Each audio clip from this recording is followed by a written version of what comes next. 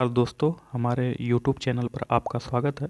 दोस्तों हम लोग जो है youth competition times Allahabad high court द्वारा पूछे गए समीक्षा अधिकारी, सहायक समीक्षा अधिकारी, कंप्यूटर असिस्टेंट तथा अपर निजी सचिव, group C, group D, stenographer, driver का 2025 तक इलाहाबाद हाई कोर्ट द्वारा कंडक्ट कराए गए जितने भी एग्ज़ाम हैं उनका चैप्टर वाइज सॉल्व पेपर है, जिसमें 8,300 ऑब्जेक्टिव क्वेश्चन है। यह जो है एनटीए द्वारा जारी आंसर की द्वारा प्रमाणित विस्तृत एवं व्याख्या सहित हल है। तो दोस्तों इस बुक को हम लोग सॉल्व कर रहे थे। तो इससे पहले हम लोग जो है एंशिएंट हिस्ट्री देख चुके थे। आज हम लोग जो है मेडुअल हिस्ट्री देखेंगे। दोस्तों वीडियो के नीचे टेलीग्राम का लिंक दिया गया है, जहां आप ज्वाइन कर लीजिए। तो दोस्तों आज हम जो है मेडुअल हिस्ट्री देखेंगे, जो कि इलाहाबाद हाई कोर्ट में द्वारा पूछा गया है टिल 2025, मतलब 2025-26 तक जितने भी एग्जाम इलाहाबाद हाई कोर्ट द्वारा कंडक्ट कराया गया उसमें पूछा गया है। तो मध्यकालीन इतिहास, तो मध्यकालीन इतिहास में फर्स्ट चैप्टर देखेंगे अरबों का आक्रमण एवं दिल्ली सल्तनत, इन्वेजन ऑफ अर्बेनियंस एंड दिल्ली सल्तनत। अरबों का आक्रमण, तो इसका फर्स्ट क्वेश्चन देखेंगे, उस आक्रमणकारी का नाम बताइए जिसने 1025 में सोमनाथ मंदिर पर आक्रमण किया और छापा मारा था। तो जो महमूद गजनवी है, महमूद गजनवी ने 1025 में सोमनाथ मंदिर पर आक्रमण किया और छापा मारा था। तो इसका ऑप्शन डी सही है। तो महमूद गजनवी ने 1025 ईस्वी में गुजरात के पश्चिमी तट और सौराष्ट्र के सोमनाथ मंदिर पर आक्रमण किया। महमूद गजनवी सुबुक्तगीन का पुत्र था, जो गजनी के पहले स्वतंत्र शासक के रूप में प्रसिद्ध हुआ। महमूद गजनवी ने हिंदू शाही और चंदेल शासकों को हराया। महमूद गजनवी ने भारत पर 17 बार आक्रमण किया। वह भारत पर आक्रमण करने वाला प्रथम तुर्क था। सोमनाथ मंदिर पर आक्रमण करने और मंदिर को तोड़ने के कारण महमूद गजनवी को बुत किशन अर्थात मूर्ति भंजक का उपनाम मिला। तो सोमनाथ मंदिर जो था उस पर आक्रमण करने और मंदिर को तोड़ने के कारण जो महमूद गजनवी है उसको बुत किशन अर्थात मूर्ति भंजक का उपनाम मिला। नेक्स्ट क्वेश्चन, महमूद गजनवी के भारत अभियान, जो महमूद गजनवी है, महमूद गजनवी के भारत अभियान के दौरान उसके साथ कौन सा मुस्लिम विद्वान था। तो महमूद गजनवी के भारत अभियान के दौरान उसके साथ अलबरूनी था। तो इसका ऑप्शन ए सही है। तो महमूद गजनवी के भारत अभियान के दौरान उसके साथ अलबरूनी नामक मुस्लिम विद्वान भारत आया था। वह फारसी विद्वान था। इसकी प्रसिद्ध रचनाएं किताब उल हिंद या तहकीक ए हिंद था। यह मूल रूप से खीवा अर्थात उज्बेकिस्तान का था। तो जो अलबरूनी था यह मूल रूप से खीवा या उज्बेकिस्तान का था। उसने ख्वारिज्म में अपने जीवन के पहले 25 वर्षों के दौरान इस्लामी न्यायशास्त्र, धर्मशास्त्र, भाषा, गणित, खगोल विज्ञान और चिकित्सा का अध्ययन किया। क्वेश्चन नंबर 3, गुजरात के समुद्र तट पर प्रसिद्ध सोमनाथ मंदिर को निम्नलिखित में से किसने नष्ट किया था। पूछ रहा है कि गुजरात के समुद्र तट पर स्थित सोमनाथ मंदिर को निम्नलिखित में से किसने नष्ट किया। मोहम्मद गोरी, महमूद गजनवी या बख्तियार खिलजी या कुतुबुद्दीन ऐबक। तो यह जो महमूद गजनवी ने नष्ट किया था। तो इसका ऑप्शन बी सही है।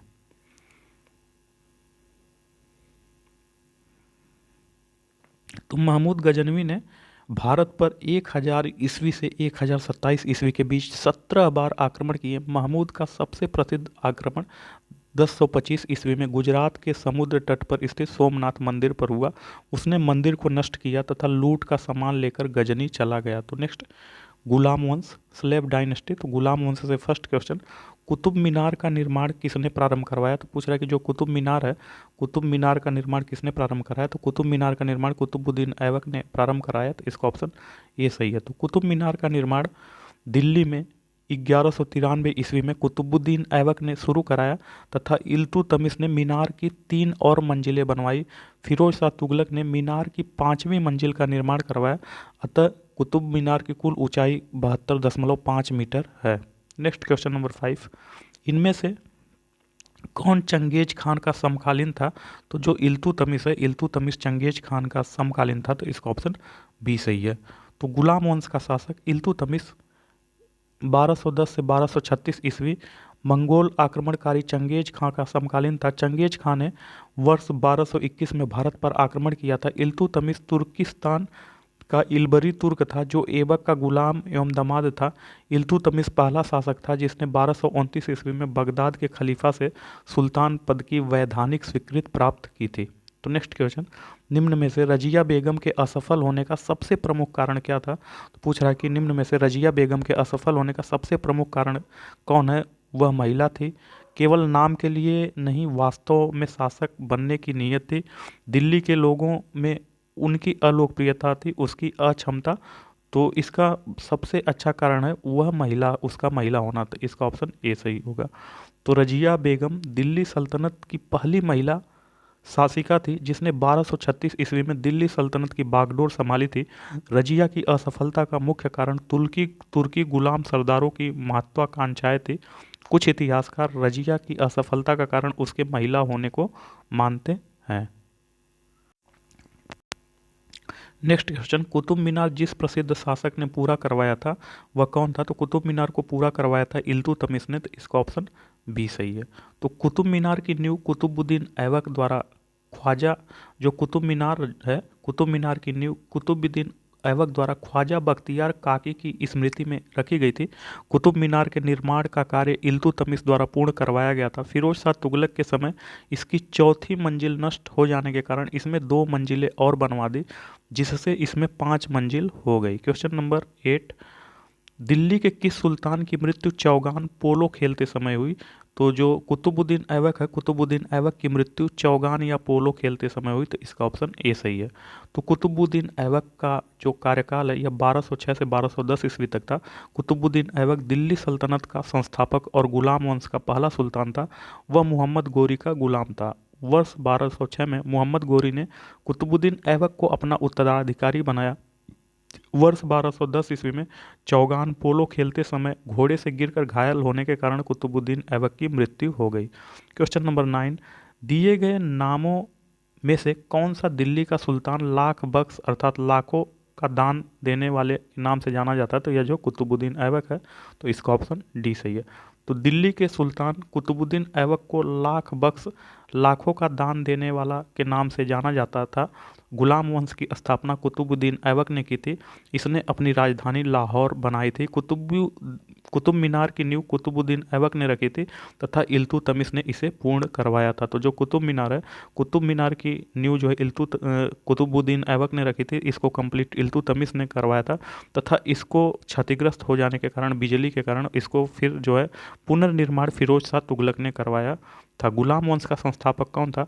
तो जो गुलाम वंश है, गुलाम वंश का संस्थापक कुतुबुद्दीन ऐबक था। तो इसका ऑप्शन बी सही। तो गुलाम वंश का संस्थापक कुतुबुद्दीन ऐबक था। वह दिल्ली का प्रथम तुर्क शासक था। सिंहासन पर बैठने पर उसने सुल्तान की उपाधि नहीं ग्रहण की, बल्कि केवल मलिक और सिपह सलार की पदवियों से संतुष्ट रहा।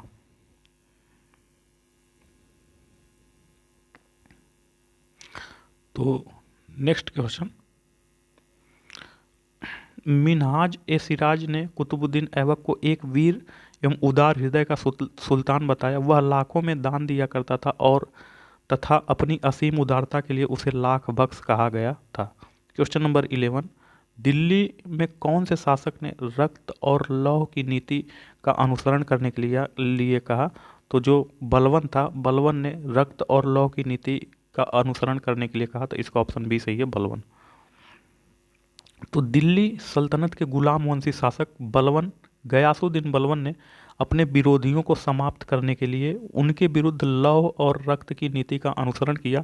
बलबन 1266 ईस्वी में दिल्ली की गद्दी पर आसीन हुआ। उसी के ही दरबार में फारसी कवि अमीर खुसरो और अमीर हसन रहते थे। बलबन ने तुर्कान ए चहलगानी का विनाश किया। क्वेश्चन नंबर 12, गुलाम वंश के किस सम्राट ने जिल ए इलाही की उपाधि प्राप्त की? तो जो गयासुद्दीन बलवन है, गयासुद्दीन बलवन गुलाम वंश, दास वंश का ऐसा सम्राट था जिसने जिल ए इलाही की उपाधि प्राप्त की। तो इसका ऑप्शन सी सही है, गयासुद्दीन बलवन। तो दास वंश के सम्राट गयासुद्दीन बलवन ने जिल ए इलाही, ईश्वर की छाया की उपाधि धारण की थी। जिल ए इलाही उर्दू का शब्द है जिसका शाब्दिक अर्थ भगवान की दया और सुरक्षा। बलवन ने सुल्तान की प्रतिष्ठा को स्थापित करने के लिए रक्त और लौह की नीति का पालन किया। बलवन पहला सुल्तान था जिसने राजस्व सिद्धांत प्रतिपादित किया।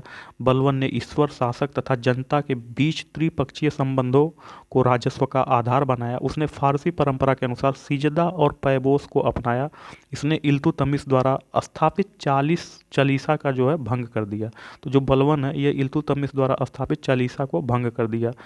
तो नेक्स्ट क्वेश्चन, दिल्ली सल्तनत के वंशों की 1206 से 1256 ईस्वी तक क्रमानुगत जो है सूची बनाइए। तो पूछ रहा है कि 1206 से 1256 तक दिल्ली सल्तनत के जितने भी वंश हैं उनकी सूची बनाना है। तो इसका एक ट्रिक है दोस्तों, गुलाम खिले तो सांस लो। तो ट्रिक है गुलाम खिले तो सांस लो, गुलाब होगा सांस लो। तो गुलाब से गुलाम वंश पहला, तो यहाँ गुलाम वंश को दास वंश दिया गया। फिर खिले से फिर दूसरा जो है खिलजी वंश, तो जो खिलजी वंश है दूसरा है। तो से तुगलक वंश तीसरा, तो जो तुगलक वंश है वह तीसरा है।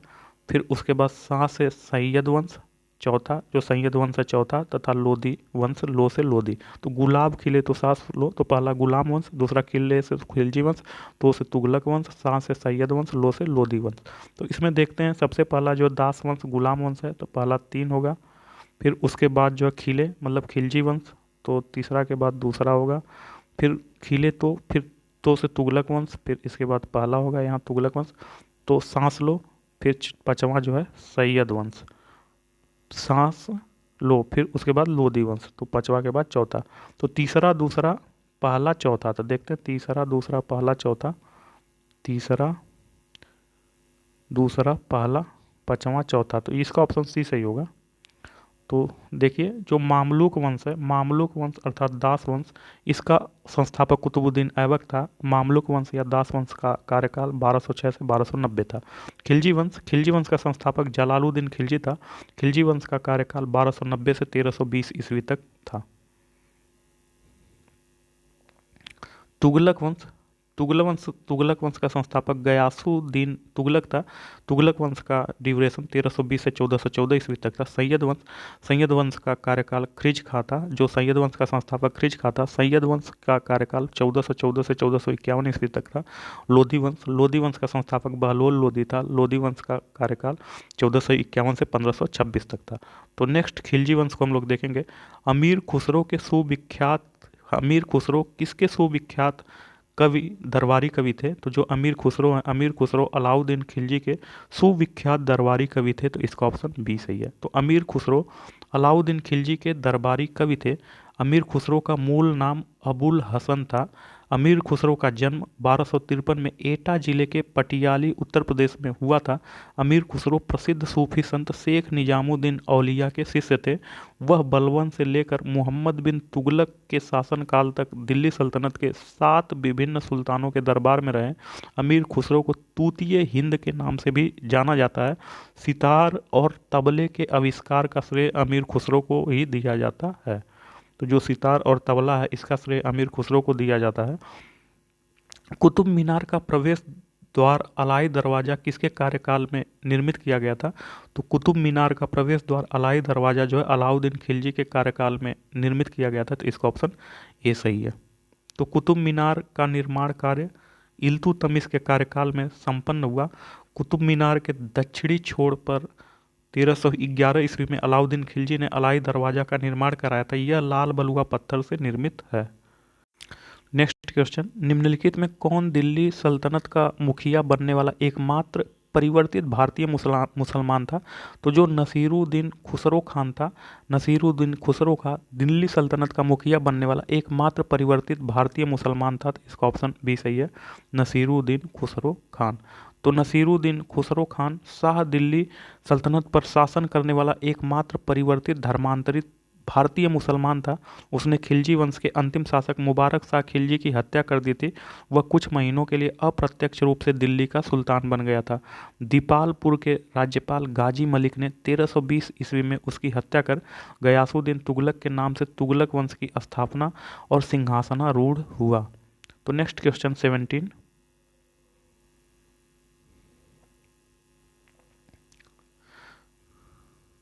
किस सुल्तान ने किस सुल्तान के षड्यंत्रों के होने से पहले ही उनकी रोकथाम करने के लिए दावतों और सभाओं को प्रतिबंधित कर दिया था और पूरे देश में अपने गुप्तचरों का जाल फैला दिया था। तो पूछ रहा है कि ऐसा कौन सा सुल्तान है जिसने षड्यंत्र को होने के डर से या होने से पहले ही उनकी रोकथाम करने के लिए दावतों और सभाओं को प्रतिबंधित कर दिया था और पूरे देश में अपने गुप्तचर को फैला दिया था। तो यह जो था अलाउद्दीन खिलजी ने ऐसा किया था। तो इसका ऑप्शन बी सही है। तो अलाउद्दीन खिलजी दिल्ली सल्तनत का प्रमुख शासक था। इसने घोड़े को दागने हुलिया प्रथा को चलवाया था, जिसका उद्देश्य था युद्ध के समय इनकी अदला बदली न हो पाए।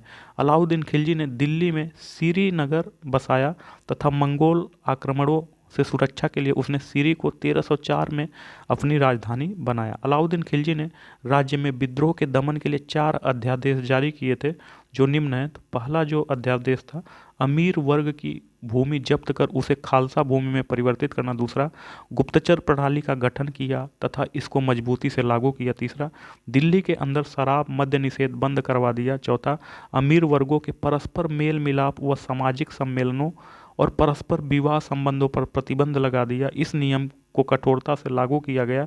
इस प्रकार अमीरों के सामाजिक सम्मेलनों तथा सहृदय गोष्ठियों का अंत हो गया। नेक्स्ट टॉपिक तुगलक वंश। तो तुगलक वंश से संबंधित क्वेश्चन देखेंगे। मोरक्को यात्री इब्न बतूता किसके शासनकाल में भारत आया था? तो जो मोरक्को यात्री इब्न बतूता यह मोहम्मद बिन तुगलक के शासनकाल में भारत आया था। तो इसका ऑप्शन बी सही है। तो मोरक्को का प्रसिद्ध यात्री इब्न बतूता मोहम्मद बिन तुगलक, जिसका कार्यकाल 1325 से 1351 तक था, मोरक्को का प्रसिद्ध यात्री इब्न बतूता मोहम्मद बिन तुगलक के शासनकाल में भारत आया था। सुल्तान ने उसकी विद्वत्ता से प्रभावित होकर उसे दिल्ली का काजी अर्थात न्यायाधीश नियुक्त कर दिया। उसकी पुस्तक रेहला, जो इब्न बतूता की पुस्तक रेहला में भारत के सामाजिक, राजनीतिक एवं आर्थिक परिस्थितियों के संबंध में वर्णन किया गया है। नेक्स्ट क्वेश्चन 19, जौनपुर शहर किसकी याद में स्थापित किया गया है? तो जो जौनपुर शहर है यह मोहम्मद बिन तुगलक अर्थात जौना खां के याद में स्थापित किया गया। तो इसका ऑप्शन बी सही है। तो जौनपुर शहर मोहम्मद बिन तुगलक, जो जौनपुर शहर मोहम्मद बिन तुगलक अर्थात जौना खां की याद में स्थापित किया गया है। सर्वप्रथम जौनपुर पर कन्नौज के शासक ने आक्रमण करके इसे अपने अधीन कर इसका नाम यवनपुर रखा। तत्पश्चात इस पर तुगलक शासक फिरोज शाह तुगलक ने इसकी स्थापना 1359 में अपने चचेरे भाई मोहम्मद बिन तुगलक अर्थात जौना खां की याद में की थी, जिसका वास्तविक नाम जौना खां था। इसी कारण इस शहर का नाम जौनपुर रखा गया।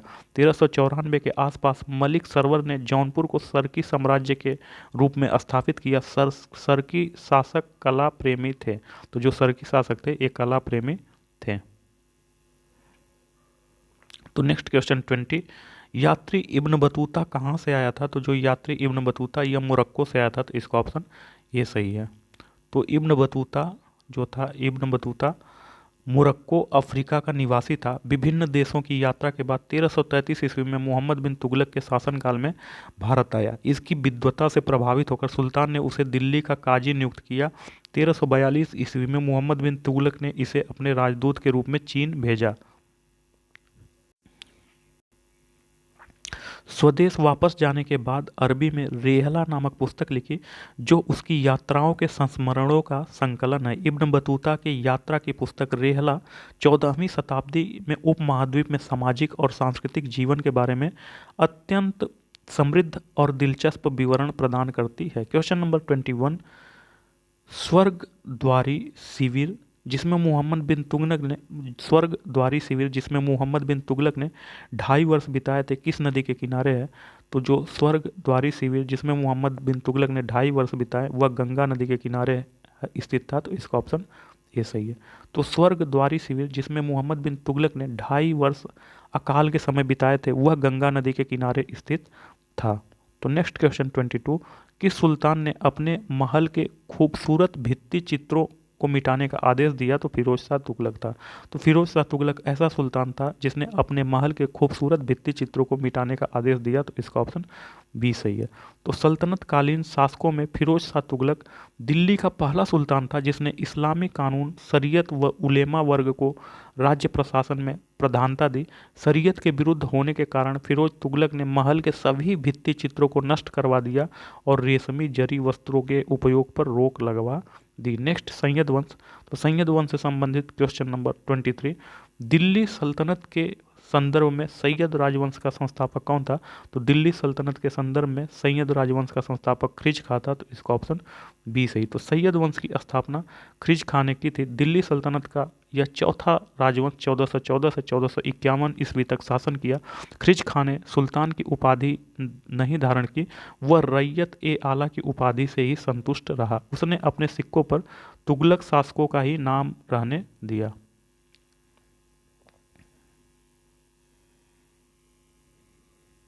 तो नेक्स्ट टॉपिक लोधी वंश। तो लोधी वंश से संबंधित क्वेश्चन देखेंगे।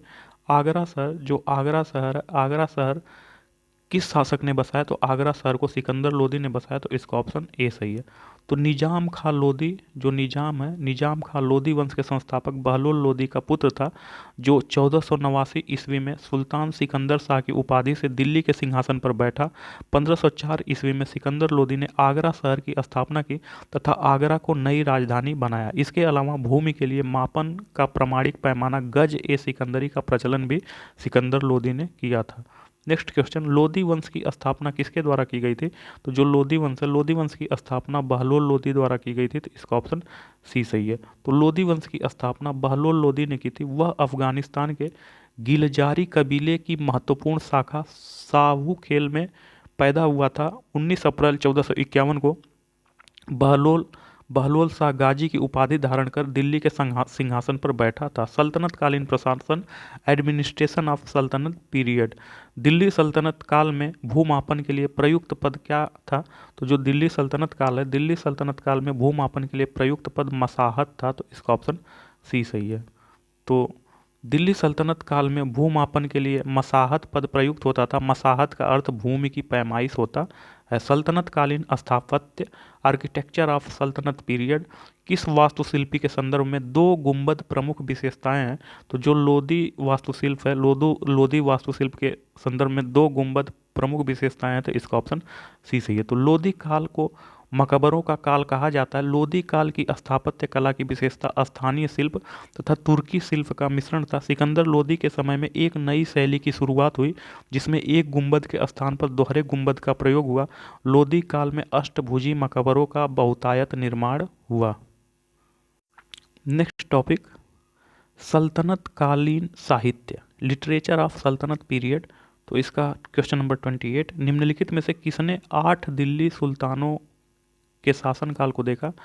तो जो जियाउद्दीन बर्नी है, जियाउद्दीन बर्नी ने 8 दिल्ली सुल्तानों का शासनकाल देखा, जबकि अमीर खुसरो ने 7 सुल्तानों का शासनकाल देखा, तो इसका ऑप्शन ए सही है। जियाउद्दीन, सॉरी, अमीर खुसरो ही होगा। जो अमीर खुसरो है, अमीर खुसरो ने 8 दिल्ली सुल्तानों का शासनकाल देखा, तो इसका ऑप्शन डी सही है। तो अमीर खुसरो ने दिल्ली के 8 सुल्तानों के शासनकाल को देखा था। जो अमीर खुसरो का जन्म 1253 ईस्वी में पटियाली एटा जिले में हुआ था। खुसरो को उर्दू साहित्य का संस्थापक, भारत को आवाज या भारत का तोता, तूतिए हिंद कहा गया, किरान उस सादेन, मिफ्ताह उल फतूह, खजाइन उल फुतूह, आसिका नूह सिपियर अमीर खुसरो की प्रसिद्ध रचनाएं है। नेक्स्ट टॉपिक, सूफी एवं भक्ति आंदोलन।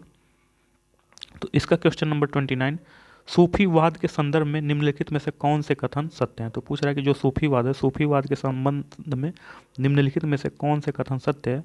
तो कथन 1, वे संगीत और उपदेशों के जरिए आध्यात्मिकता का प्रचार करते थे। तो हाँ, जो सूफी संत थे वे संगीत और उपदेशों के जरिए आध्यात्मिकता का प्रचार करते थे। कथन 1 सही है।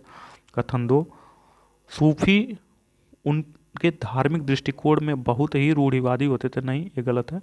कथन 2 गलत है, वो रूढ़िवादी नहीं होते थे। सूफी धार्मिक संप्रदाय या सिलसिला में संगठित होते थे। तो वहाँ 3 सही है। इनसे पीरी मुरीदी परंपरा का आरंभ हुआ। तो इसका जो है ऑप्शन बी होगा, 1, 3, 4, ये सही है। तो इसका ऑप्शन बी होगा। तो 12वीं शताब्दी के आसपास 12 सिलसिलों या संप्रदाय में विभाजित थे, जो 12वीं शताब्दी के आसपास सूफी 12 सिलसिलों या संप्रदाय में विभाजित थे। एक सिलसिले का अगुवा आमतौर पर कोई मशहूर सूफी होता था जो अपने शिष्यों मुरीदों के साथ एक खानकाह में रहता था। गुरु पीर और मुरीद का संबंध सूफी परंपरा का एक महत्वपूर्ण अंग था। वे संगीत और उपदेशों के जरिए आध्यात्मिकता का प्रचार करते थे। प्रायः कुछ सूफी संत सांस रोकने की योग क्रियाओं, उपवास या प्रायश्चित जैसे कुछ हिंदू बौद्ध प्रथाओं को भी अपनाया। सूफियों का दृष्टिकोण उदार था, न कि रूढ़िवादी था। नेक्स्ट क्वेश्चन नंबर 30, कौन से प्रसिद्ध सूफी संत को चिराग ए दिल्ली के रूप में जाना जाता है? तो बख्तियार काकी को नहीं, निजामुद्दीन औलिया को नहीं, तो चिराग ए दिल्ली के रूप में किसे जाना जाता है? तो जो शेख नसीरुद्दीन है, शेख नसीरुद्दीन महमूद को चिराग ए दिल्ली के रूप में जाना जाता है। तो इसका ऑप्शन सी सही है। तो प्रसिद्ध सूफी संत शेख नसीरुद्दीन महमूद को चिराग ए दिल्ली के रूप में जाना जाता है। ये निजामुद्दीन औलिया के शिष्य थे। नसीरुद्दीन महमूद चिश्ती संप्रदाय के संत थे। इनका जन्म 1274 में अयोध्या उत्तर प्रदेश में हुआ था। 1356 ईस्वी में इनकी मृत्यु हो गई। क्वेश्चन नंबर 31, शेख निजामुद्दीन औलिया का दरगाह कहाँ है? तो जो शेख निजामुद्दीन औलिया है इनका दरगाह दिल्ली में है। तो इसका ऑप्शन ए सही है। तो शेख निजामुद्दीन औलिया की दरगाह दिल्ली में स्थित है। निजामुद्दीन औलिया चिश्ती घराने के चौथे संत थे। इन्होंने दिल्ली के 7 सुल्तानों का शासन देखा था। तो जो निजामुद्दीन औलिया हैं ये दिल्ली के 7 सुल्तानों का शासन देखे थे, जबकि अमीर खुसरो ने दिल्ली के 8 सुल्तानों का शासन काल देखा था। तो भक्ति आंदोलन का क्वेश्चन नंबर 32, महाराष्ट्र में भक्ति आंदोलन का प्रणेता किसे माना जाता है? तो जो ज्ञानेश्वर है, ज्ञानेश्वर को महाराष्ट्र में भक्ति आंदोलन का प्रणेता माना जाता है। तो इसका ऑप्शन बी सही है। तो संत ज्ञानेश्वर को महाराष्ट्र में भक्ति आंदोलन का प्रणेता माना जाता है। वारकरी संप्रदाय एक पूर्ण भक्ति संप्रदाय है जो शंकराचार्य के अद्वैतवाद में विश्वास करता है। ज्ञानेश्वर या ध्यानेश्वर को वारकरी संप्रदाय का संस्थापक माना जाता है। वारकरी परंपरा का विकास दक्षिणी महाराष्ट्र के पुंढरपुर के आसपास अधिक हुआ था। वारकरी से जुड़े भक्ति आंदोलन के प्रमुख संतों में ज्ञानेश्वर, नामदेव, तुकाराम, चोखामोला, गाडगे महाराज शामिल है। वारकरी संप्रदाय वैष्णव संप्रदाय की एक शाखा है।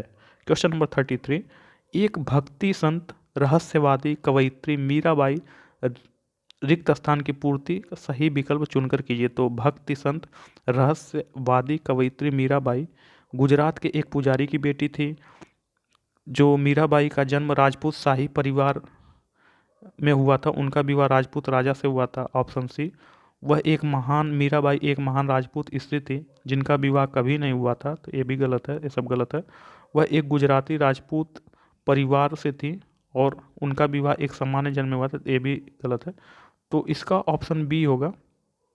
जो मीराबाई है, मीराबाई का जन्म राजपूत शाही परिवार में हुआ था, उनका विवाह राजपूत राजा से हुआ था। इसका ऑप्शन बी सही है।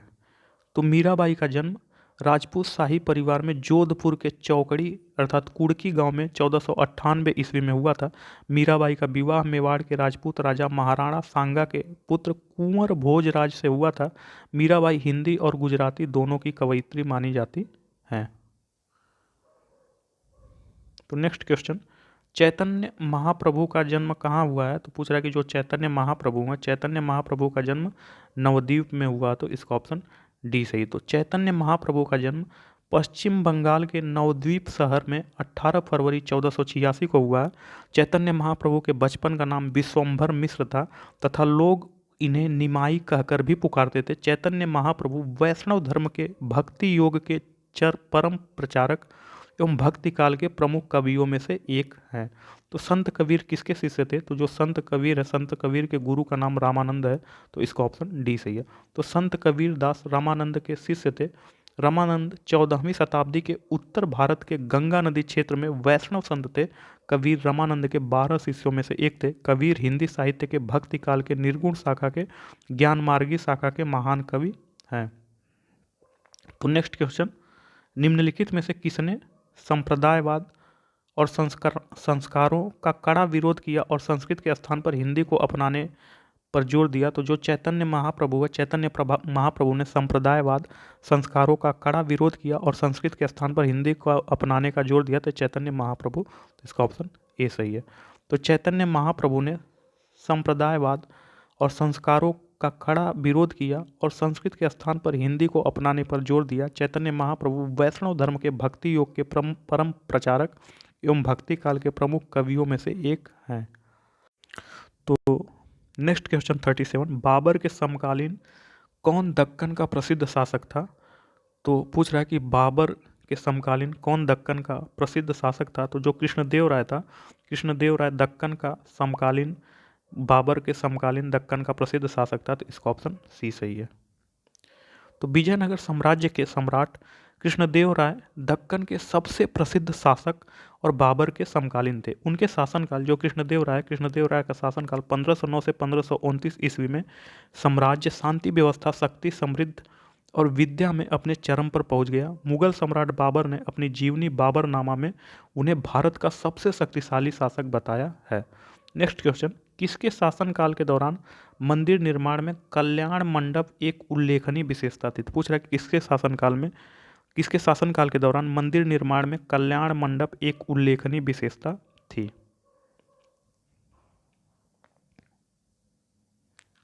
तो जो कल्याण मंडप उल्लेखनीय विशेषता थी विजयनगर साम्राज्य के दौरान, तो इसका ऑप्शन ए सही है।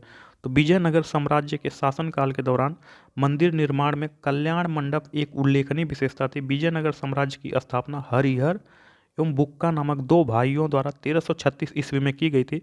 हम्पी में विरूपाक्ष तथा देवराय प्रथम का हजारा राम मंदिर विजयनगर वास्तुकला का प्रसिद्ध उदाहरण है। क्वेश्चन नंबर 39, विजयनगर के सबसे प्रसिद्ध शासक कृष्णदेव राय किस राजवंश से संबंधित है? तो जो विजय नगर के सबसे प्रसिद्ध शासक कृष्णदेव राय तुलु वंश से संबंधित है। तो दोस्तों इसका एक ट्रिक है संगम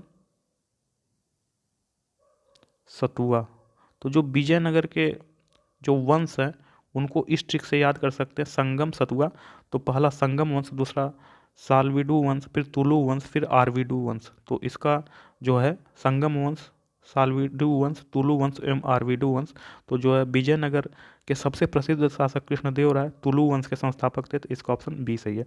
तो विजयनगर के सबसे प्रसिद्ध शासक कृष्णदेव राय 1509 से 1529 तुलु राजवंश के सबसे महान शासक थे। तुलु वंश का संस्थापक वीर नरसिंह था। विजयनगर साम्राज्य के विभिन्न राजवंशों का क्रम संगम वंश, तुलु वंश तथा आर्विडू वंश। तो इसका ट्रिक है संगम सतुआ। इससे आप याद कर सकते हैं विजयनगर का जो राजवंश उनका क्रम पूछा जाता था। क्वेश्चन नंबर 40, निम्नलिखित में से किसने विजयनगर साम्राज्य की स्थापना 1336 में की थी? तो जो हरिहर और बुक्का ने विजयनगर साम्राज्य की स्थापना 1336 में की थी। तो इसका ऑप्शन डी सही है। तो 1336 में प्रसिद्ध वैष्णव संत विद्याधर की प्रेरणा से हरिहर और बुक्का ने विजयनगर साम्राज्य की स्थापना की। प्रारंभ में हरिहर एवं बुक्का काकतीय राजवंश के अधीन सामंत थे। कालांतर में कंपिली राज्य में मंत्री बने।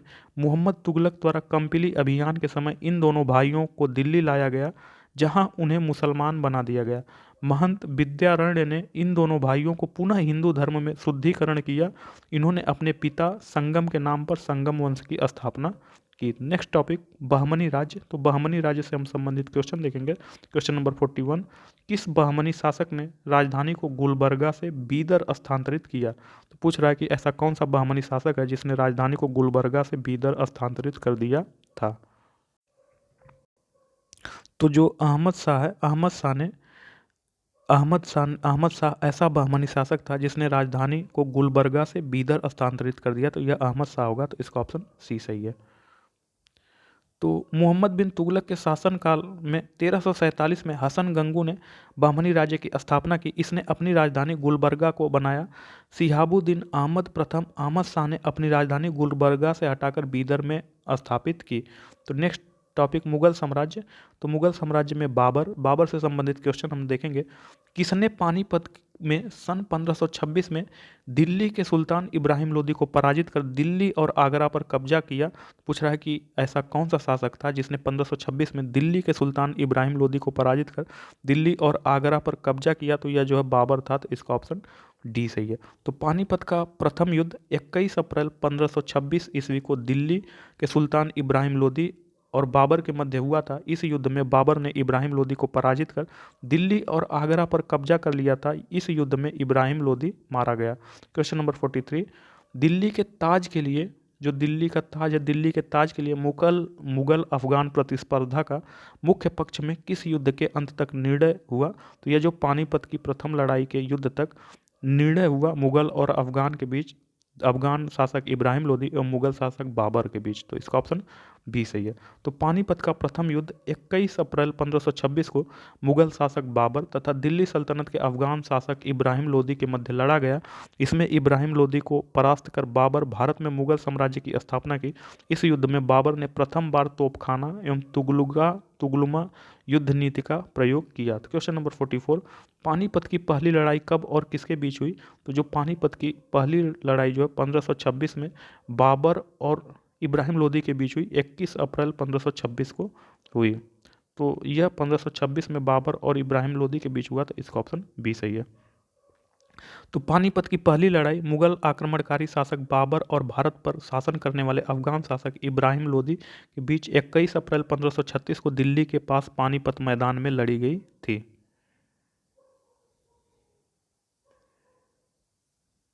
Next question 43। नेक्स्ट क्वेश्चन, तो इसी युद्ध में बाबर ने पहली बार तुलुगमा इसी युद्ध में बाबर ने पहली बार तुलुगमा युद्ध पद्धति का प्रयोग किया।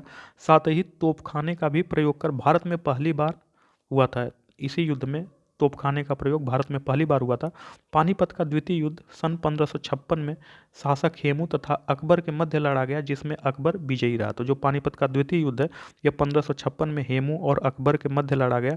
पानीपत का तृतीय युद्ध सन 1761 में मराठा और अहमद शाह अब्दाली के बीच लड़ा गया, जिसमें मराठों की बुरी तरह से हार हुई। क्वेश्चन नंबर 45, वह मध्य एशियाई शासक कौन था जिसने मुगल साम्राज्य की स्थापना की?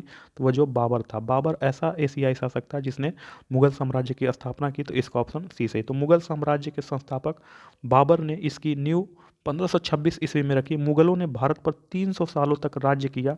बाबर के पिता उमर शेख मिर्जा फरगना नाम के छोटे से रियासत के शासक थे। बाबर ने भारत पर 5 आक्रमण किए। उस्ताद अली और मुस्तफ़ा खां बाबर के 2 प्रसिद्ध निशानेबाज थे। बाबर ने पानीपत की प्रथम युद्ध में इब्राहिम लोदी को 21 अप्रैल 1526 को पराजित किया। क्वेश्चन नंबर 46, मुगल कालीन भारत में जमा और हासिल का मूल अंतर निम्नलिखित में से क्या था? तो जो जमा और हासिल का मूल अंतर निम्नलिखित में से क्या था? तो जमा मतलब निर्धारित रकम थी और हासिल मतलब सचमुच वसूली की गई रकम। तो जो निर्धारित रकम थी उसे जमा कहते थे तथा जो वसूली की गई रकम थी उसे हासिल कहते थे। तो इसका ऑप्शन डी सही है। तो मुगल कालीन भारत में जमा का अर्थ निर्धारित रकम तथा हासिल का अर्थ वसूली की गई रकम। तो नेक्स्ट टॉपिक अकबर। तो अकबर से संबंधित क्वेश्चन देखेंगे। अकबर ने कब एक नए धर्म दीन ए इलाही को चलाया था? तो यह जो 1581 में चलाया था। तो इसका ऑप्शन ए सही है। तो 1581-82 में मुगल सम्राट अकबर ने दीन ए इलाही धर्म चलाया था। दीन ए इलाही धर्म को स्वीकार करने वाला प्रथम एवं अंतिम हिंदू शासक बीरबल महेश दास था। अकबर की शासन प्रणाली की प्रमुख विशेषता मनसबदारी प्रथा थी। अबुल फजल ने अकबर नामा ग्रंथ की रचना की थी। यह ऐतिहासिक घटनाओं के वास्तविक विवरणों, शासकीय दस्तावेजों तथा जानकार व्यक्तियों के मौखिक प्रमाणों जैसे विभिन्न प्रकार के साक्ष्यों पर आधारित है। अकबरनामा को 3, प्रथम में अकबर का जीवन, दूसरे में अकबर का शासन तथा तीसरे में आईने अकबरी लिखा गया है। तो जो अकबरनामा के 3 चरण है। पहले चरण में अकबर का जीवन, दूसरे में अकबर का शासन तथा तीसरे में जिल्द अर्थात आईने अकबरी जिल्दों में विभक्त है। नेक्स्ट क्वेश्चन 48, मुगल शासक अकबर ने निम्नलिखित में से क्या स्थापित नहीं किया था? जो मुगल शासक अकबर है इसने जहांगीर महल, आगरा महल तथा अकबर महल को स्थापित किया था। राम बाग को नहीं स्थापित किया था। तो इसका ऑप्शन ए सही है। तो मुगल शासक अकबर द्वारा राम बाग को स्थापित नहीं किया गया था।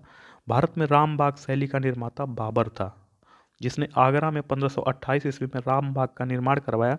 आगरा के किले में स्थित जहांगीर महल का निर्माण अकबर ने करवाया। साथ ही आगरा किला तथा अकबर का किला भी अकबर द्वारा बनवाया गया था।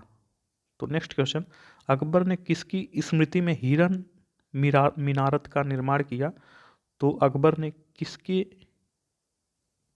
किसकी स्मृति में हिरन मीनारत का निर्माण किया? तो यह जो हाथी की स्मृति में। तो इसका ऑप्शन बी सही है। तो सम्राट अकबर 1556 से 1605 ईस्वी में अपने शासनकाल में फतेहपुर सीकरी में अपने प्रिय हाथी हिरन की याद में हिन मीनारत नामक स्मारक बनवाया था। अकबर ने 4 बाग निर्मित करने की परंपरा शुरू की थी। फतेहपुर सीकरी में अकबर के काल में निर्मित प्रमुख इमारतें इबादत खाना, बुलंद दरवाजा, बीरबल निवास तथा अनूप तालाब आदि है। क्वेश्चन नंबर 50, पानीपत का दूसरा युद्ध कब और किसके बीच हुआ था? तो जो पानीपत का दूसरा युद्ध है यह 1556 में अकबर और हेमू के बीच हुआ था। तो इसका ऑप्शन सी सही है, अकबर और हेमू। तो पानीपत का दूसरा युद्ध 1556 में हेमचंद्र, विक्रमादित्य और अकबर की सेना के बीच हुआ था, जिसमें हेमू की पराजय हुई। इस युद्ध में अकबर के सेनापति खान जमान और बैरम खान थे। इस युद्ध के फलस्वरूप दिल्ली पर वर्चस्व के लिए मुगलों और अफगानों के बीच चलने वाला संघर्ष समाप्त हो गया। तो नेक्स्ट क्वेश्चन 51, मुगल सम्राट अकबर के हिंदू सलाहकार बीरबल का जन्म का नाम इनमें से क्या था? तो जो बीरबल के जन्म का नाम था महेश दास। तो इसका ऑप्शन बी सही है।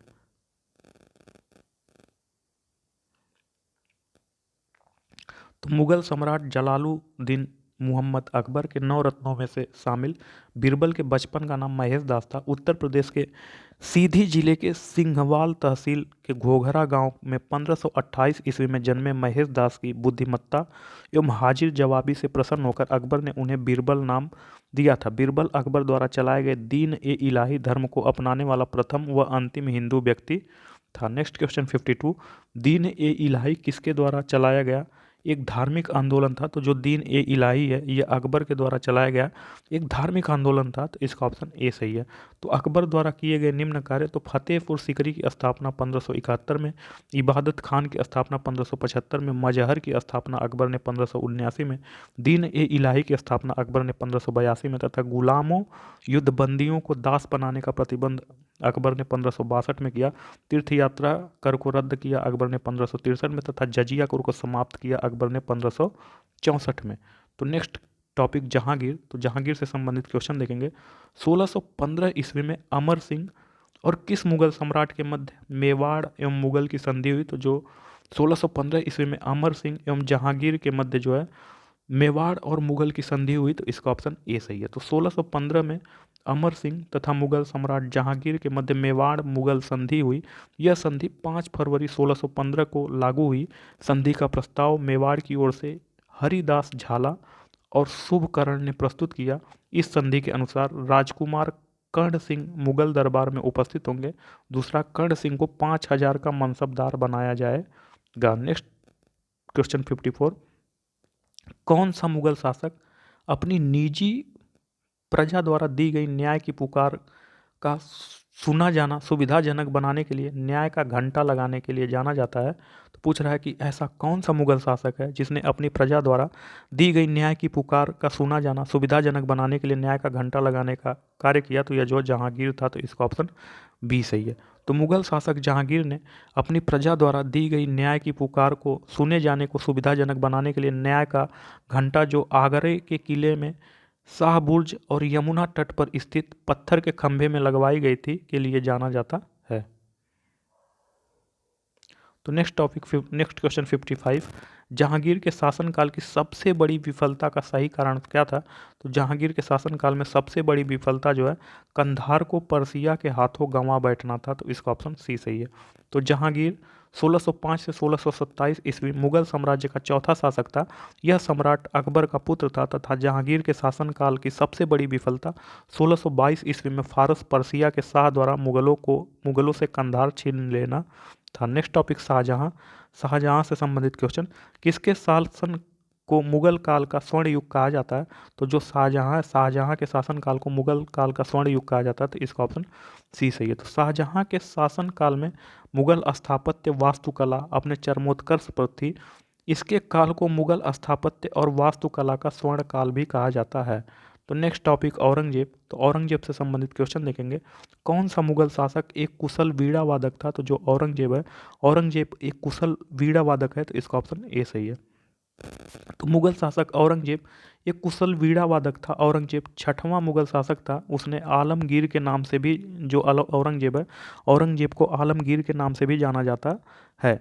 औरंगजेब ने 1658 से 1707 तक शासन किया। उसके शासनकाल में मुगल साम्राज्य अपने चरम पर पहुंच गया और भारत में सबसे बड़े साम्राज्य बन गया मुगल साम्राज्य। जजिया कर किसने दोबारा शुरू किया? तो जो औरंगजेब है, औरंगजेब ने जजिया कर दोबारा शुरू किया, तो इसका ऑप्शन ए सही है। अकबर ने 1562 में दास प्रथा तथा 1563 में तीर्थ यात्रा कर तथा 1564 में जजिया कर को समाप्त कर दिया था। औरंगजेब ने पुनः जजिया कर लगाया था। सामूगढ़ की विजय के उपरांत एवं आगरा पर अधिकार कर लेने के पश्चात औरंगजेब ने 21 जुलाई 1658 को दिल्ली में अपना प्रथम राज्याभिषेक कराया तथा अब्दुल मुजफ्फर आलमगीर की उपाधि धारण की। औरंगजेब को जिंदा पीर कहा जाता था। Next question 59।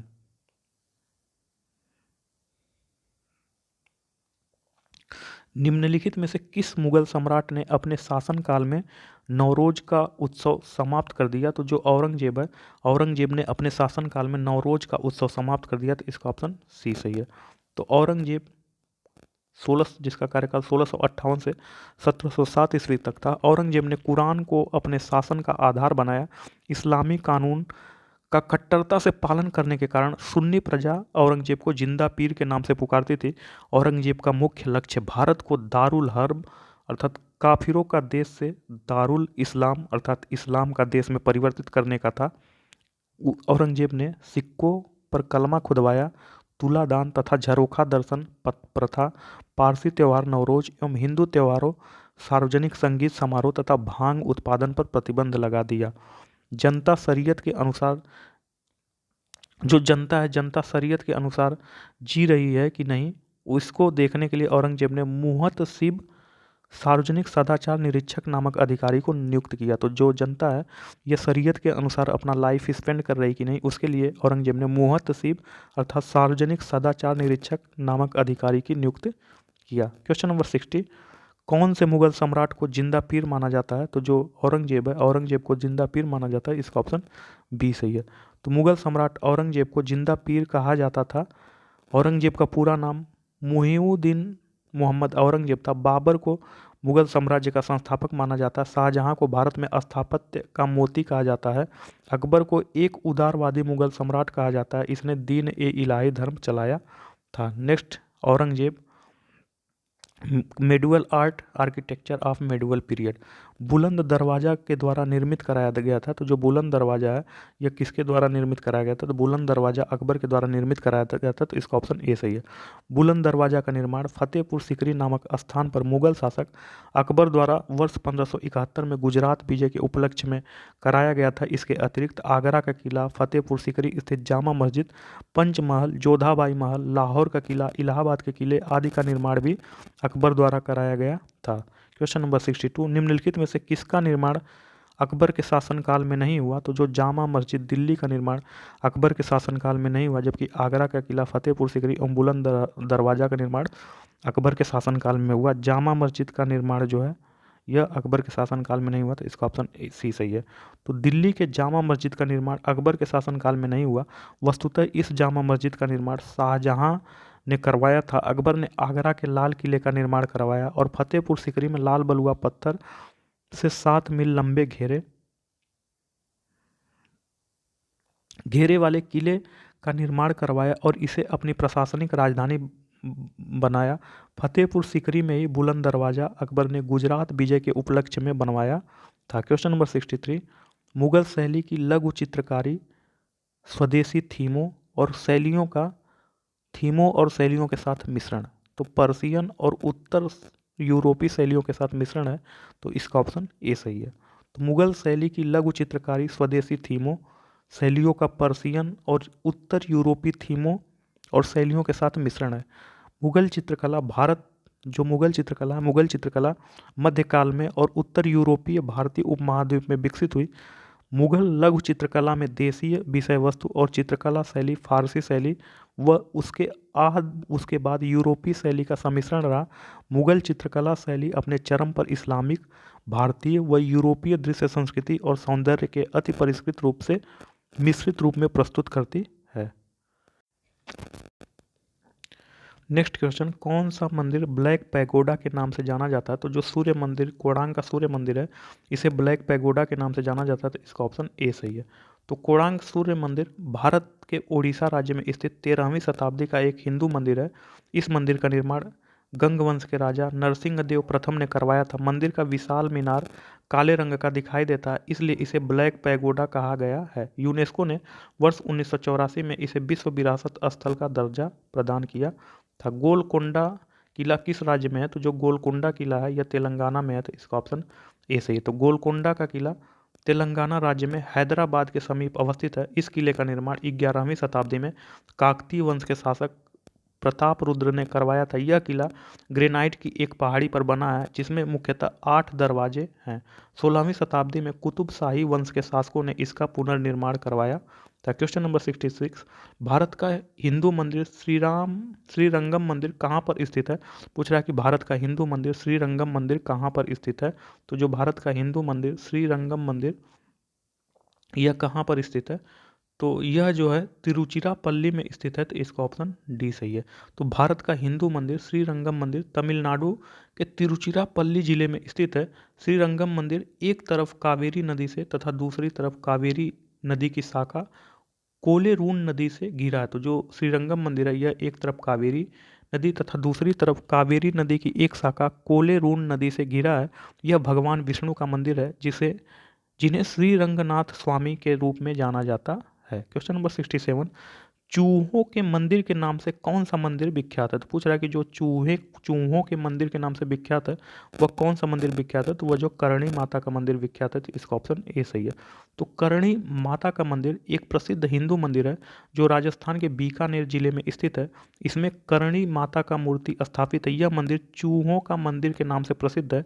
मंदिर में सफ़ेद चूहों का दर्शन मंगलकारी माना जाता है। क्वेश्चन नंबर 68, निम्नलिखित में से किस मुगल शासक की बेगम का मकबरा मरियम उज जमानी सिकंदरा में स्थित है? पूछा है कि निम्नलिखित में से ऐसा कौन सा मुगल शासक निम्नलिखित में से किस मुगल शासक के बेगम का मकबरा मरियम उज जमानी सिकंदरा में स्थित है? तो यह जो अकबर, तो मरियम उज जमानी का मकबरा जोधाबाई का मकबरा है जो मुगल सम्राट अकबर की हिंदू पत्नी थी, जो आगरा मथुरा सड़क के बाईं ओर सिकंदरा में अकबर के मकबरे के पश्चिम में स्थित है। मकबरा जहांगीर ने अपनी मां मरियम उज जमानी की याद में बनवाया था और अकबर के मकबरे के पास अंतिम इच्छा के अनुसार स्थित था। क्वेश्चन नंबर 69, बीबी का मकबरा कहाँ पर अवस्थित है? तो जो बीबी का मकबरा है यह औरंगाबाद में स्थित है, तो इसका ऑप्शन बी सही है। तो बीबी का मकबरा महाराष्ट्र राज्य के औरंगाबाद में स्थित है। यह मकबरा मुगल सम्राट अकबर और यह मकबरा मुगल सम्राट औरंगजेब का कार्यकाल 1658 से 1707 ईस्वी तक था।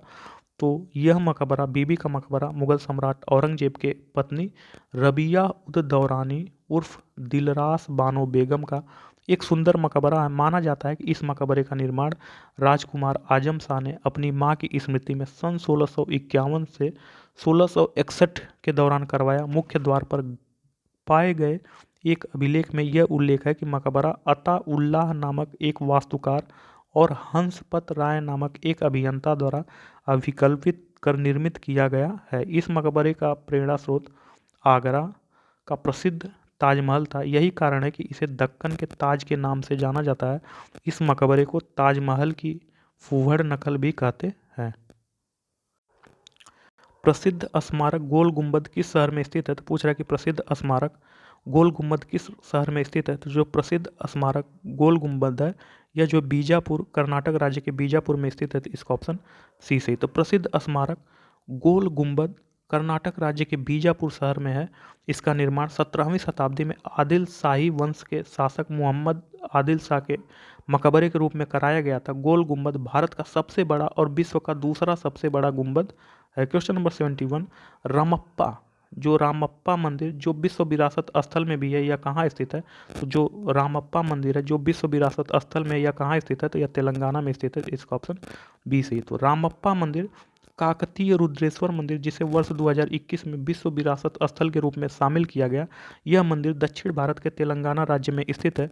इस मंदिर का निर्माण 13वीं सदी में काकतीय वंश के शासक गणपति देव के शासनकाल में उनके सेनापति रचेरला रुद्रा ने करवाया था। क्वेश्चन नंबर 72, निम्नलिखित में से कौन सा बेमेल है? तो जो बुलंद दरवाजा या फतेहपुर सीकरी, बड़ा इमामबाड़ा इलाहाबाद तथा झांसी का किला झांसी काशी विश्वनाथ मंदिर वाराणसी।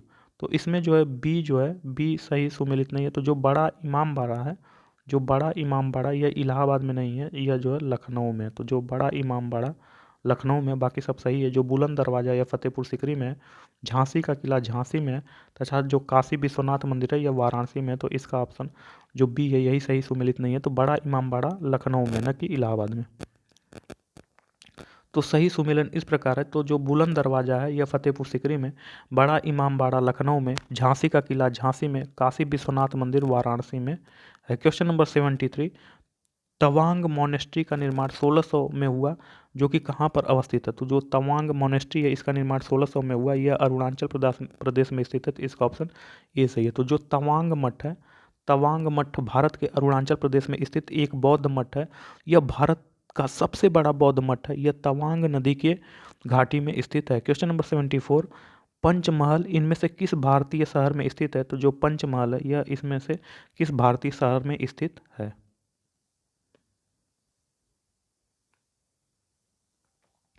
तो जो पंचमहल है यह फतेहपुर सीकरी में स्थित है। तो इसका ऑप्शन डी सही है। तो पंचमहल फतेहपुर सीकरी में स्थित है। इसकी स्थापना मुगल बादशाह अकबर द्वारा की गई थी। यह फतेहपुर सीकरी के यह फतेहपुर सीकरी किले की सबसे ऊंची इमारत है। पिरामिड आकार में बने पंचमहल को हवा महल भी कहा जाता है। इसकी पहली मंजिल के खंभों पर शेष मंजिलों का संपूर्ण भार है। तो नेक्स्ट मुगल कालीन साहित्य। तो मुगल कालीन साहित्य से संबंधित क्वेश्चन देखेंगे। तो क्वेश्चन नंबर 75, कवितावली एवं गीतावली के सम्मानित लेखक कौन है? तो जो कवितावली और गीतावली के सम्मानित लेखक तुलसीदास हैं। तो इसका ऑप्शन बी सही है। तो तुलसीदास हिंदी साहित्य के महान कवि थे। ये अकबर के समकालीन थे। इनकी प्रमुख रचनाएं गीतावली, कवितावली, विनय पत्रिका, जानकी मंगल एवं रामचरित मानस आदि है। क्वेश्चन नंबर 76, मुगल दरबारी इतिहास को लिखने के लिए निम्नलिखित में से कौन सा भाषा इस्तेमाल होती थी? तो जो मुगल दरबारी इतिहास को लिखने के लिए फारसी भाषा इस्तेमाल होती थी। इसका ऑप्शन बी सही है। तो मुगलों की दरबारी भाषा फारसी थी। मुगल कालीन शासकों ने फारसी को राजभाषा बनाया। इस काल का फारसी साहित्य काफ़ी समृद्ध था। इस काल में फारसी साहित्य की प्रमुख कृतियाँ इस प्रकार हैं: आईने अकबरी, अकबर का तीसरे खंड, तथा तजुके जहांगीरी, तथा फतवा ए आलमगीरी। तो नेक्स्ट राजपूत काल। तो राजपूत काल क्वेश्चन नंबर 77, पृथ्वीराज ने मोहम्मद गौरी को किस लड़ाई में हराया था? तो पूछ रहा है कि जो पृथ्वीराज है यह मोहम्मद गौरी को किस लड़ाई में हराया था?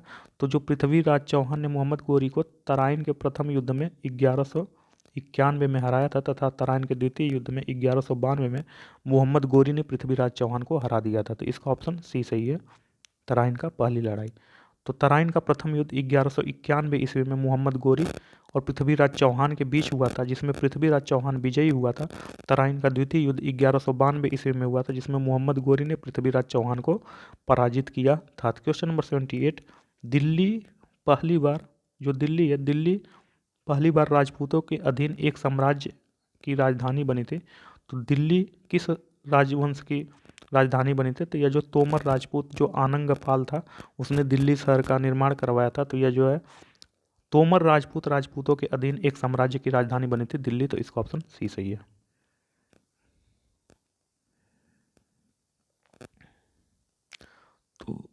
तो दिल्ली पहली बार तोमर राजपूतों के अधीन एक साम्राज्य की राजधानी बनी। तोमर वंश के शासक अनंगपाल ने दिल्ली को सबसे पहले अपनी राजधानी बनाया। पृथ्वीराज रासों में अनंगपाल तोमर को दिल्ली का संस्थापक बताया गया है। बिजौलिया लेख से पता चलता है कि बाद में बीसल देव ने तोमरों को पराजित कर दिल्ली पर अधिकार कर लिया था। नेक्स्ट टॉपिक, उत्तरकालीन मुगल शासक, रूलर्स ऑफ लेटर मुगल कालीन पीरियड। तो इसका क्वेश्चन नंबर 79, भारत के अंतिम मुगल राजा बहादुर शाह जफर को अंग्रेजों द्वारा कहाँ निर्वासित किया गया? तो जो भारत का अंतिम मुगल राजा बहादुर शाह जफर था, इसको अंग्रेजों द्वारा जो है रंगून अर्थात वर्मा में निर्वासित किया गया। तो इसका ऑप्शन डी सही है। तो बहादुर शाह द्वितीय, जिसका कार्यकाल 1837 से 1857 तक था, बहादुर शाह द्वितीय अर्थात बहादुर शाह जफर, जिसे जफर के नाम से जाना जाता था, अंतिम मुगल शासक था। 1857 के संग्राम में विद्रोहियों का साथ देने के कारण बहादुर शाह जफर को रंगून या वर्मा निर्वासित कर दिया गया, जहां 1862 में बहादुर शाह जफर की मृत्यु हो गई। क्वेश्चन नंबर 80, बंदा बहादुर एक सिख नेता था। पूछ रहा है कि जो बंदा बहादुर है, बंदा बहादुर एक सिख नेता था जिसने गुरु गोबिंद सिंह की हत्या के बाद मुगलों के विरुद्ध विद्रोह का नेतृत्व किया। वह जो है बंदा बहादुर को किसके शासनकाल के दौरान पकड़ लिया गया और मार दिया गया? तो जो बंदा बहादुर है, बंदा बहादुर को जो फारुखसियर के शासनकाल के दौरान पकड़ लिया गया और मार दिया गया, तो इसका ऑप्शन डी सही है। तो बंदा बहादुर एक सिख नेता था जिसने गुरु गोबिंद सिंह की हत्या के बाद मुगलों के विरुद्ध विद्रोह का नेतृत्व किया। बंदा बहादुर का फारुखसियर के शासनकाल के दौरान पकड़ लिया, जो बंदा बहादुर है, बंदा बहादुर को फारुखसियर के शासनकाल के दौरान पकड़ लिया गया और मार दिया गया। फारुखसियर का शासनकाल 1713 से 1719 ईस्वी तक है था। तो फारुखसियर को दुर्बल, कायर और निंदनीय होने के कारण फारुखसियर को घृणित कायर कहा गया है। फारुखसियर को मुगल सिंहासन सैयद बंधुओं अब्दुल्ला खां और हुसैन अली खां बराहा के सहयोग से मिला था। तो जो फारुखसियर को सैन्य सिंहासन जो है अब्दुल्ला खां एवं हुसैन अली खां बराहा के सहयोग से मिला था। क्वेश्चन नंबर 81, निम्नलिखित में से कौन से पूछ रहा है कि निम्नलिखित में से कौन से मुगल सम्राट ने अंग्रेजों के एक अप्रत्यक्ष कैदी के रूप में 6 वर्षों तक इलाहाबाद के किले में निवास किया था? तो पूछ रहा है कि ऐसा कौन सा मुगल सम्राट है जिसने अंग्रेजों के एक अप्रत्यक्ष कैदी के रूप में 6 वर्षों तक इलाहाबाद के किले में निवास किया? तो यह जो शाह आलम द्वितीय था। तो इसका ऑप्शन सी सही है।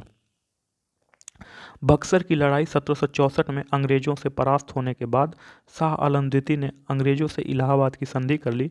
इस संधि के दौरान इलाहाबाद के जिले अवध में मिल गए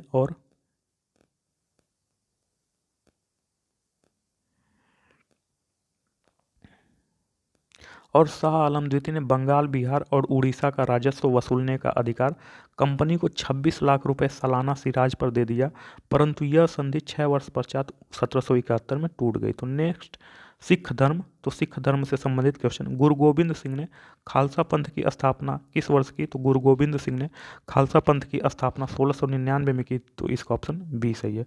तो देश और धर्म की रक्षा के लिए सिख धर्म के 10वें गुरु गोबिंद सिंह ने 13 अप्रैल 1699 को खालसा पंथ की स्थापना की थे। तो गुरु नानक देव जी के जीवन वृत्तांत किसने लिखा है? तो जो गुरु नानक देव हैं, गुरु नानक देव का जीवन वृत्तांत गुरु अर्जुन देव ने लिखा है। तो इसका ऑप्शन डी सही है। तो गुरु नानक देव जी के जीवन वृत्तांत, जो गुरु नानक देव हैं, गुरु नानक देव जी का जीवन वृत्तांत गुरु अर्जुन देव ने लिखा है। गुरु अर्जुन देव सिख धर्म के 5वें गुरु थे जिनका जन्म 1563 में पंजाब के गोइंदवाल में हुआ था। इन्होंने वर्ष 1604 में आदि ग्रंथ की रचना की। इन्होंने स्वर्ण मंदिर का निर्माण कार्य पूरा किया। वे शाही दीन दे सरताज के रूप में प्रचलित थे। इन्हें जहांगीर ने राजकुमार खुसरो की मदद करने के आरोप में मार दिया था। क्वेश्चन नंबर 84, गुरु गोबिंद सिंह की समाधि कहाँ स्थित है? तो जो गुरु गोबिंद सिंह है, गुरु गोबिंद सिंह की समाधि नांदेड़ में स्थित है। तो इसका ऑप्शन सी सही है। तो गुरु गोबिंद सिंह की समाधि नांदेड़ महाराष्ट्र में स्थित है। 7 अक्टूबर 1708 को गुरु गोबिंद सिंह ने महाराष्ट्र के नांदेड़ में स्थित श्री हुजूर साहिब में अपने प्राणों को त्याग दिया था। तभी से इस दिन को शहीदी दिवस के रूप में मनाया जाता है। गुरु गोबिंद सिंह का जन्म 22 दिसंबर 1666 में पटना साहिब बिहार में हुआ था। क्वेश्चन नंबर 85, किसने गुरुमुखी लिपि की रचना की? तो जो गुरु अंगद देव है, गुरु अंगद देव ने गुरुमुखी लिपि की रचना की। तो इसका ऑप्शन सी सही है। तो गुरु अंगद ने गुरुमुखी लिपि की रचना की। सिख धर्म के 10 गुरुओं में गुरु अंगद का दूसरा स्थान था। गुरु नानक सिख धर्म के संस्थापक थे। गुरु नानक की मृत्यु के बाद इन्होंने सिख धर्म का नेतृत्व किया। गुरुमुखी लिपि पंजाबी भाषा की लिपि है। तो नेक्स्ट क्वेश्चन, इनमें से किस सिख गुरु ने आदि ग्रंथ की रचना की? तो पूछ रहा है कि ऐसा कौन सा सिख गुरु है जिसने आदि ग्रंथ की रचना की? तो जो गुरु अर्जुन देव हैं, गुरु अर्जुन देव ने आदि ग्रंथ की रचना की। तो इसका ऑप्शन सी सही है। तो गुरु अर्जुन देव का कार्यकाल 1563 से 1606 तक है। तो गुरु अर्जुन देव सिखों के 5वें गुरु थे। इन्होंने सिखों के धार्मिक ग्रंथ आदि ग्रंथ की रचना की। इसमें 5 सिख गुरुओं और 18 हिंदू संतों के उपदेशों का संग्रह किया गया। अर्जुन देव ने अमृतसर में प्रसिद्ध हरमंदिर साहिब जो गुरु अर्जुन देव है, अर्जुन देव ने अमृतसर में प्रसिद्ध हरमंदिर साहिब स्वर्ण मंदिर का निर्माण करवाया था। तो नेक्स्ट क्वेश्चन 87, किसके शासनकाल में गुरु नानक ने सिख धर्म की उपासना की? तो जो सिकंदर लोदी है, सिकंदर लोदी के शासन में गुरु नानक ने सिख धर्म की स्थापना की, तो इसका ऑप्शन बी सही है।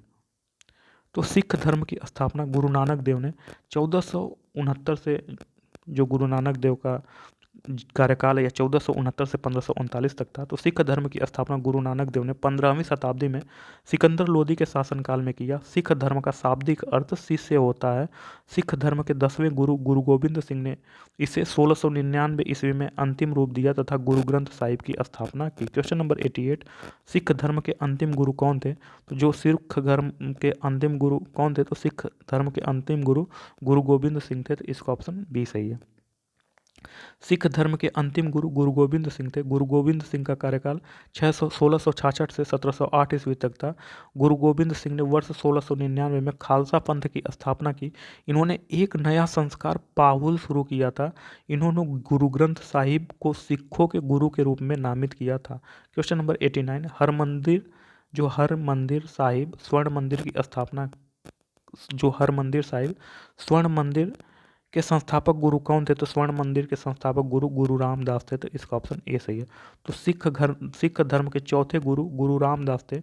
ये अकबर के समकालीन थे। अकबर ने गुरु रामदास को 500 बीघा, जो अकबर है, अकबर ने गुरु रामदास को 500 बीघा भूमि प्रदान की थी, जहाँ पर इन्होंने अमृतसर नामक नगर बसाया था। इसी नगर में इन्होंने सिखों के सबसे पवित्र गुरुद्वारा हरमंदिर साहिब स्वर्ण मंदिर की नींव 1577 ईस्वी में रखी, परंतु इसका निर्माण इनके पुत्र गुरु अर्जुन देव, सिखों के 5वें गुरु जो थे, ने करवाया था। ध्यातव्य है कि इसके निर्माण का शिलान्यास प्रसिद्ध संत मियाँ मीर ने किया था।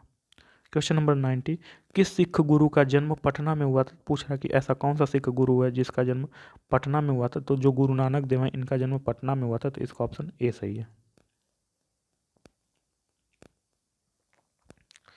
गुरु गोबिंद सिंह, जो गुरु नानक देव का जन्म जो है तलवंडी में हुआ था, तो इसमें जो है गुरु नानक नहीं होगा, यह जो है गुरु गोबिंद सिंह का जन्म, जो गुरु गोबिंद सिंह है, गुरु गोबिंद सिंह का जन्म जो है पटना में हुआ था। सिखों के 10वें गुरु गुरु गोबिंद सिंह का जन्म 22 दिसंबर 1666 को पटना में हुआ था। पटना साहिब गुरुद्वारा इन्हीं के जन्म स्थान पर है। ये अपने जीवन के 10 साल यहीं बिताए थे। क्वेश्चन नंबर 91, खालसा कहे जाने वाला योद्धाओं का समुदाय किस सिख गुरु के अंतर्गत बना? तो जो खालसा कहे जाने वाला योद्धाओं का समुदाय जो है गुरु गोबिंद सिंह के अंतर्गत बना, तो इसका ऑप्शन सी सही है। तो खालसा कहे जाने वाले योद्धाओं का समुदाय गुरु गोबिंद सिंह के अंतर्गत बना। गुरु गोबिंद सिंह सिखों के 10वें और अंतिम गुरु थे। खालसा सिख धर्म का एक पंथ है। खालसा का अर्थ शुद्ध। खालसा पंथ की स्थापना सन 1699 ईस्वी में हुई थी। खालसा पंथ का उद्देश्य धर्म और नेकी के लिए हमेशा तत्पर रहना। गुरु गोबिंद सिंह ने इस पंथ के माध्यम से समानता, एकता, राष्ट्रीयता, बलिदान और त्याग का उद्देश्य से निर्धारित किया है। खालसा पंथ के संस्थापक कौन थे? तो जो खालसा पंथ है, खालसा पंथ के संस्थापक गुरु गोबिंद सिंह थे, तो इसका ऑप्शन डी सही। तो सिखों के 10वें गुरु गुरु गोबिंद सिंह ने खालसा पंथ की स्थापना की। गुरु तेग बहादुर 9वें ने आनंदपुर शहर की स्थापना की थी। क्वेश्चन नंबर 93, जाति प्रथा और अस्पृश्यता को समाप्त करने के उद्देश्य से लंगर की परंपरा किसने शुरू की? तो जो लंगर की परंपरा है, यह गुरु अंगद देव ने शुरू की, तो इसका ऑप्शन बी सही है। तो जाति प्रथा और अस्पृश्यता को समाप्त करने के लिए लंगर की प्रथा सिख धर्म के दूसरे गुरु गुरु अंगद ने शुरू किया था। इस प्रकार प्रत्येक सिख मंदिर में लंगर की व्यवस्था होती है। अंगद देव का पूर्व नाम लाहना था। तो जो अंगद देव है, अंगद देव का पूर्व नाम लाहना था। क्वेश्चन नंबर 94, इनमें से कौन से शहर को स्वर्ण मंदिर स्थित है? तो पूछ रहा कि इसमें कौन सा ऐसा शहर है जिसमें स्वर्ण मंदिर स्थित है? तो जो अमृतसर है, अमृतसर शहर में स्वर्ण मंदिर स्थित है, तो इसका ऑप्शन डी सही है, अमृतसर। तो अमृतसर पंजाब का, जो अमृतसर है, अमृतसर पंजाब का सबसे महत्वपूर्ण और पवित्र शहर माना जाता है। पवित्र इसलिए माना जाता है क्योंकि सिखों का सबसे बड़ा गुरुद्वारा स्वर्ण मंदिर अमृतसर में है। ताजमहल के बाद सबसे ज़्यादा पर्यटक अमृतसर के स्वर्ण मंदिर को देखने आते हैं। इतिहास के मुताबिक सिखों के 5वें गुरु गुरु अर्जुन देव ने लाहौर की एक सूफी संत मियाँ ने दिसंबर 1588 में गुरुद्वारे की नींव रखवाई थी। तो विविध मिसलेनियस से संबंधित क्वेश्चन देखेंगे। तो सूची 1 को सूची 2 से मिलान करना। तो मार्को पोलो इब्न बतूता, अल बरूनी तथा माइक फ्रैंकोइस बर्नियर, यह सब कहाँ कहाँ से आए थे। तो मार्को पोलो कहाँ से आया था, तो देखिए दोस्तों, जो इब्न बतूता जो है मोरक्को से आया था, ठीक है। जो अल बरूनी है, अल बरूनी कहाँ से आया था, तो जो अल बरूनी है यह कहाँ से आया था, तो जो मार्को पोलो है दोस्तों, मार्को पोलो कहाँ से आया था, तो मार्को पोलो इटली से आया था, तो ए का 3 होगा। तथा जो इब्न बतूता है, इब्न बतूता कहाँ का निवासी था, तो इब्न बतूता जो है मोरक्को का निवासी था, तो बी का 1 होगा, ठीक है। अलबरूनी कहाँ का निवासी था, तो जो अलबरूनी है ये उज्बेकिस्तान का निवासी था, तो सी का 4 होगा। तो जो अलबरूनी है यह उज्बेकिस्तान का निवासी था, सी का 4 होगा। जो फ्रैंकोइस बर्नियर था, यहाँ फ्रैंक है तो फ्रैंक मतलब फ्रांस, तो जो फ्रैंकोइस बर्नियर था यह फ्रांस का था, तो डी का 2 होगा। तो 3 1 4 2, तो देखते हैं 3 1 4 2 किसमें, 3 1 4 2, तो इसका ऑप्शन बी सही है, 3 1 4 2। तो जो मार्को पोलो है, मार्को पोलो इटली का निवासी था, इब्न बतूता मोरक्को का था, अल बरूनी उज्बेकिस्तान का था, तथा जो फ्रैंकोइस बर्नियर था यह फ्रांस का था। क्वेश्चन नंबर 296, अमीर खुसरो ने पूछ रहा कि अमीर खुसरो ने किसके विकास में अग्रणी भूमिका निभाई। तो जो अमीर खुसरो है, अमीर खुसरो ने जो खड़ी बोली के विकास में अग्रणी भूमिका निभाई, तो इसका ऑप्शन सी सही है। तो अमीर खुसरो ने खड़ी बोली के विकास में अग्रणी भूमिका निभाई थी। अमीर खुसरो का जन्म उत्तर प्रदेश के एटा जिले के पटियाली नामक ग्राम में हुआ था। अमीर खुसरो को सितार और तबले के आविष्कार का श्रेय दिया जाता है आशिका नूह सिफिहर, तुगलकनामा, खजाइन उल फुतूह आदि अमीर खुसरो द्वारा लिखित प्रमुख ग्रंथ है। क्वेश्चन नंबर 97, भारत के सुख अमीर खुसरो का जन्म निम्न में से किस स्थान पर हुआ। तो जो भारत के सुख हैं अमीर खुसरो अर्थात भारत का तोता अमीर खुसरो का जन्म जो है किस स्थान पर हुआ, तो यहाँ इनका स्थान जो है पटियाली में हुआ, एटा में। तो एटा में पटियाली में हुआ, तो इसका ऑप्शन ए सही है। तो भारत के सुख अर्थात पैरेट अमीर खुसरो का जन्म उत्तर प्रदेश के पटियाली एटा जिले में हुआ था। अमीर खुसरो का मूल नाम मुहम्मद हसन था। अमीर खुसरो सूफी संत जो अमीर खुसरो हैं सूफी संत शेख निजामुद्दीन औलिया के शिष्य थे। अमीर खुसरो बलवन से लेकर गयासुद्दीन तुगलक के दरबार में रहे। अमीर खुसरो ने सितार एवं तबले का आविष्कार किया था। क्वेश्चन नंबर 98, मध्यकालीन भारत में जीतल का क्या अर्थ होता है। तो जो जीतल है, जीतल का अर्थ सिक्का होता है, क्वाइन होता है, इसका ऑप्शन सी सही है। तो मध्यकालीन भारत में जीतल का अर्थ सिक्का होता है। जीतल तांबे का एक प्रकार का सिक्का है। इल्तुतमिश पहला तुर्क सुल्तान था जिसने शुद्ध अरबी सिक्के चलवाए। इसने सल्तनत कालीन 2 महत्वपूर्ण सिक्के, चांदी का टंका लगभग 175 ग्रेन तथा तांबे का जीतल चलवाया था। क्वेश्चन नंबर 99, चचनामा मूलतः किस भाषा में लिखी गई। तो जो चचनामा यह मूलतः अरेबिक भाषा में लिखी गई, इसका ऑप्शन सी सही। तो चचनामा सिंध के इतिहास से संबंधित एक पुस्तक है जिसे चच राजवंश तथा अरबों द्वारा सिंध विजय का वर्णन है। यह मूल रूप से अरबी भाषा में लिखी गई पुस्तक है। इस पुस्तक का अरबी से फारसी में अनुवाद अल बिन अबू बकर कूफी द्वारा किया गया था। क्वेश्चन नंबर 100, 15वीं से 16वीं शताब्दी के दौरान वाणिज्यिक व्यापार के लिए आमतौर पर हुंडी का इस्तेमाल किया जाता था। हुंडी से क्या तात्पर्य, तो जो हुंडी है, हुंडी से तात्पर्य विनिमय पत्र अर्थात बिल ऑफ एक्सचेंज है, तो इसका ऑप्शन डी सही है। तो हुंडी का इस्तेमाल विनिमय पत्र के रूप में होता था। हुंडी का इस्तेमाल एक निजी साख उपकरण के रूप में जब बैंक नहीं थे तब से होता आ रहा है। हुंडी को सरकार या कानून द्वारा विनियमित नहीं किया जाता है। तो नेक्स्ट जो है दोस्तों आधुनिक इतिहास अर्थात modern history, next chapter modern history. तो नेक्स्ट डे हम लोग मॉडर्न हिस्ट्री देखेंगे। दोस्तों हम आपको बता देना चाहते हैं कि इसी चैनल पर घटना चक्र पॉइंटर तथा कंप्यूटर के लिए कंप्यूटर प्लानर पढ़ाया जा रहा है। तो दोस्तों अगर आप इस चैनल पर नए हो तो वीडियो को सब्सक्राइब करिए तथा अगर अच्छा लगे तो दोस्तों को भी शेयर करिए, क्योंकि इस चैनल पर जो है आपको इलाहाबाद हाई कोर्ट RO को जो है बुक की सहायता से बहुत बेहतरीन तैयारी करवाई जाएगी। Okay, thank you, bye.